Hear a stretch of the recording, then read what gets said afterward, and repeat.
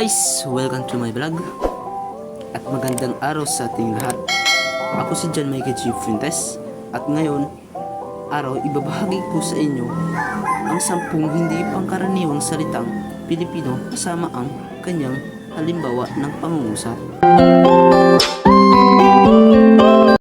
Una, alimpungatan o nagulat sa pagising.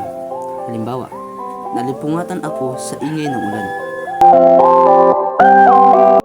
Pangalawa, hikayat o kwentong bayan, salaysay, alamat, epiko.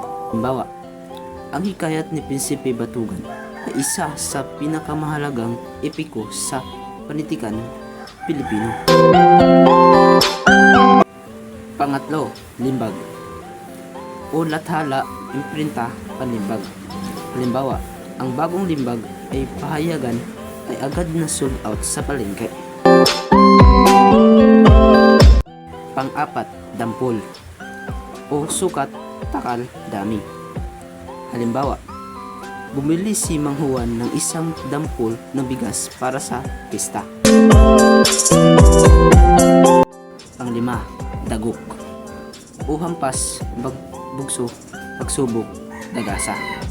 Halimbawa, ang pagkamatay ng kanyang ama ay isang mabigat na dagok sa kanyang buhay. Ika-anim, balintawak o baro, terno, kasuotan.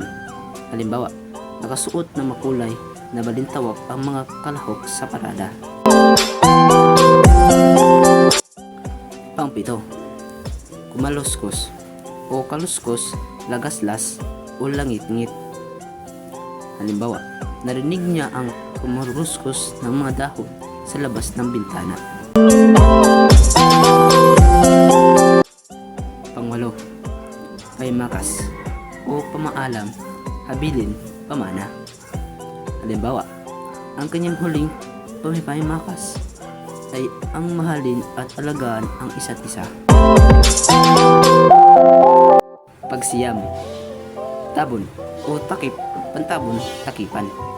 Halimbawa, ginagamit niya ang dahon bilang tabon sa pagkain. Ika-10, saling pusa o pansamantalang kasali, sali-sali, panakip, puwang. Halimbawa, ako ay naging saling pusa lang sa laro ng basketball hapon. So guys, dyan na po nagtatapos ang ating tinangkomon Filipino words na maaari nating gamitin para palawakin ang ating kabularyo. Sana ay subukan nyo ring gamitin ang mga salitang ito sa inyong pang-araw-araw na usapan.